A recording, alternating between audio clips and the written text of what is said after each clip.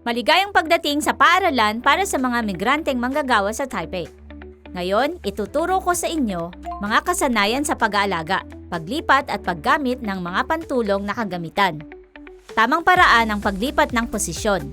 Hindi lamang nito pinoprotektahan ang kaligtasan ng inaalagaan, kundi nakakaiwas din sa pananakit ng likod at baywang ng tagapag-alaga. Ituturo ng kursong ito ang paggamit ng iba't ibang kagamitan para mas madaling maisagawa ang paglipat sa pasyente sa araw-araw na pag-aalaga. Kumusta kayong lahat? Ako sigurong Lily. Ngayon ay ipapaliwanag ko sa inyo ang mga teknik sa paglipat ng posisyon ng mga matatanda at may kapansanan at ang tamang paggamit ng mga kagamitan.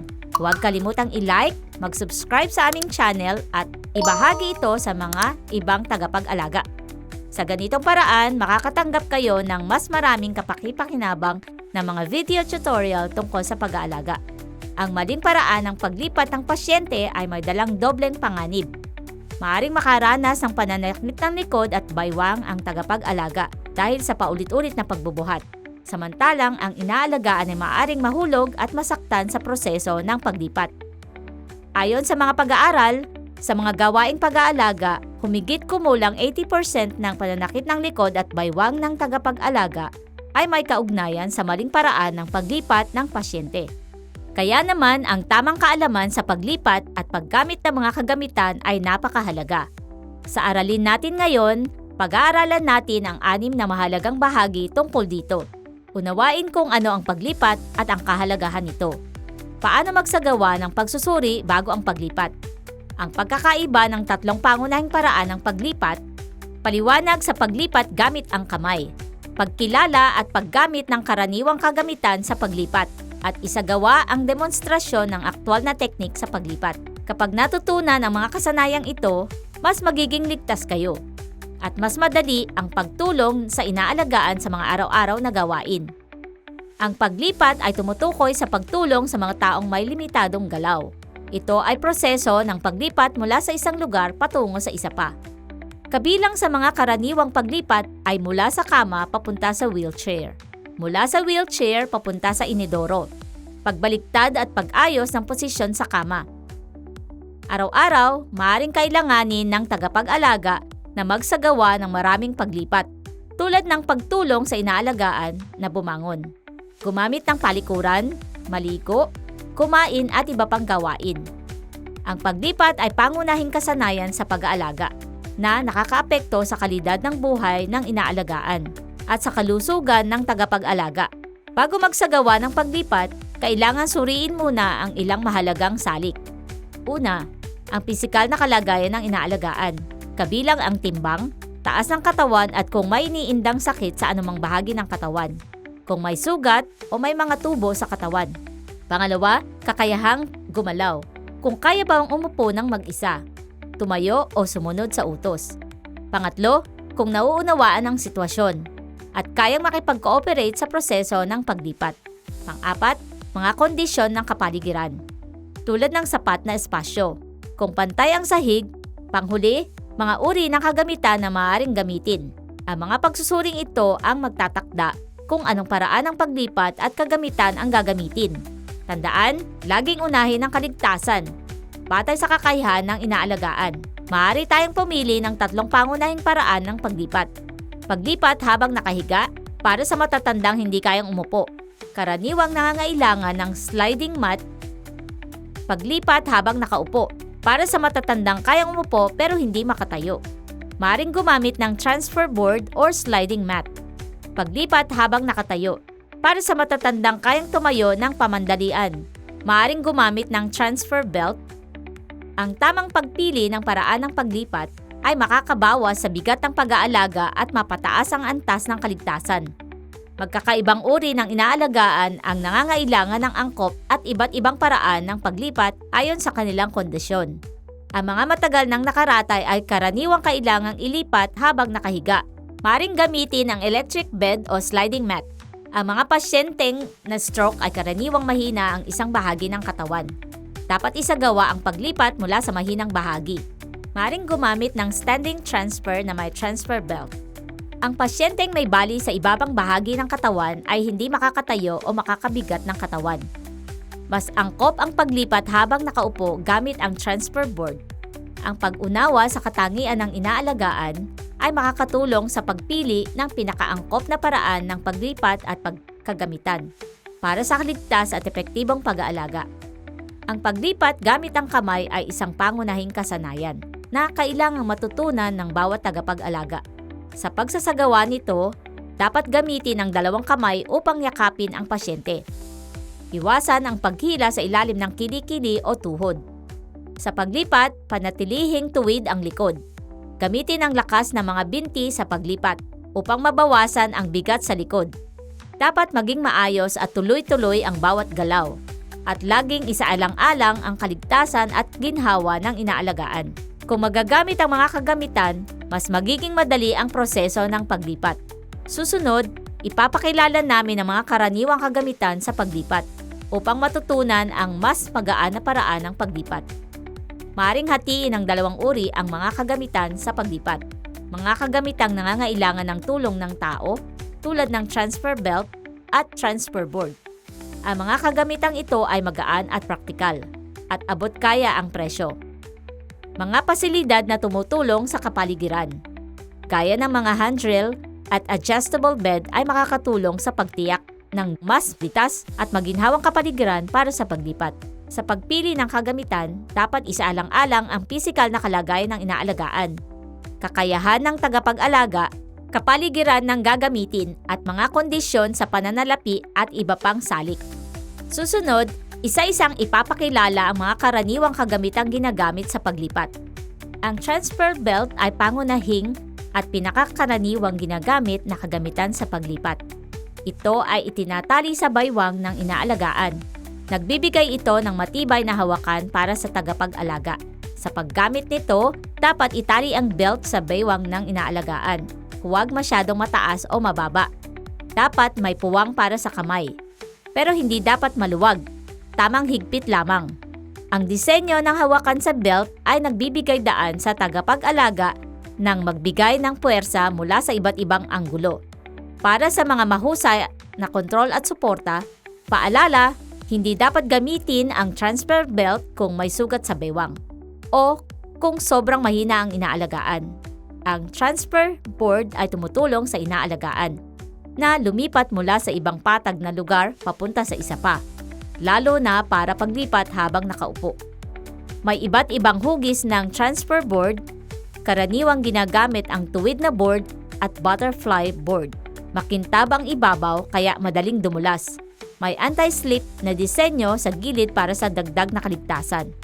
Sa paggamit nito, ilagay ang isang dulo ng board sa simula at ang kabilang dulo sa destinasyon para makadulas ang inaalagaan sa ibabaw ng board. Paalala, sa paggamit ng transfer board, dapat magkalapit ang taas ng dalawang patag na lugar at dapat may sapat na lakas sa itaas na bahagi ng katawan ang ilaalagaan. Ang sliding mat ay gawa sa espesyal na material. Napakalinis ng ibabaw nito. Nakakabawas ng malaki sa alitan habang naglilipat. Ito ay angkop para sa paglipat habang nakahiga, tulad ng pag-aayos ng posisyon sa kama o paglipat mula sa kama papuntang stretcher. Sa paggamit nito, ilagay ang sliding mat mula sa balikat hanggang sa puwitan ng inaalagaan. Maaaring itulak o hilahin ng madali ang inaalagaan. Pagkatapos gamitin, siguraduhin alisin ang sliding mat upang maiwasan ang pagkakadulas at pagkahulog ng inaalagaan. Ang sliding mat ay magaan at abot kaya. Isa itong mahalagang kagamitan sa pag-aalaga sa bahay. Nakakatulong ang transfer turntable sa pagbabago ng direksyon ng katawan ng inaalagaan. Binabawasan nito ang panganib mula sa pag-ikot ng katawan. Ang standing transfer turntable ay nilalagay sa sahig kapag nakatayo ang inaalagaan dito. Madaling maiikot upang baguhin ang direksyon ng kanyang katawan. Ang sitting transfer turntable naman ay inilalagay sa upuan. Tumutulong ito sa pag-ikot ng katawan ng inaalagaan habang nakaupo. Sa paggamit nito, siguraduhing matatag ang pagkakalagay ng turntable. Panatilihin ang bigat ng katawan ng inaalagaan sa gitna ng turntable. Ang ganitong kagamitan ay angkop gamitin sa mga sitwasyong nangangailangan ng madalas na pagpapalit ng direksyon ng katawan, tulad ng paglipat mula sa wheelchair papunta sa inidoro o upuan sa loob ng sasakyan. Una, ipapakita ang paglipat habang nakahiga para sa mga inaalagaang hindi kayang umupo. Kapag bumabaliktad sa kama, tiklopin muna ang sliding mat. Ilagay ito sa gilid ng katawan ng inaalagaan. Hayaan siyang bumaliktad mula sa kabilang panig. Pagkatapos ay ituwid at ilatag ng buo ang sliding mat. Bigyang pansin ang postura ng tagapag-alaga. Dapat nakabaluktot ang tuhod. Panatilihing tuwid ang likod. Gamitin ang bigat ng katawan at lakas ng binti. Imbes na lakas ng braso, sa paglipat mula kama papuntang reclining wheelchair, mahalaga na magkalapit ang taas ng dalawang patag na lugar. Ilagay ang sliding mat sa gitna. Dahan-dahang itulak o hilahin ang inaalagaan. Imbes na buhatin, siguraduhin nakalak ang gulong ng kama at wheelchair sa buong proseso. Kung kinakailangan, humingi ng tulong sa isa pang tagapag-alaga upang matiyak ang kaligtasan ng inaalagaan at tagapag-alaga. Susunod ay ipapakita ang paglipat habang nakaupo. Para sa mga inaalagaang kayang umupo ngunit hindi makatayo. Una, tulungan ang inaalagaan na umupo sa kama. Siguraduhing suportahan ang likod at huwag hilahin ang braso. Ilagay ang wheelchair sa tabi ng kama at ilak ang preno. Alisin ang armrest na malapit sa kama at ang footrest. Ilagay ang isang dulo ng transfer board sa kama at ang kabilang dulo sa upuan ng wheelchair. Bumuo ng patag at makinis na tulay. Bayan ang inaalagaan na gamitin ng lakas na itaas ang bahagi ng katawan.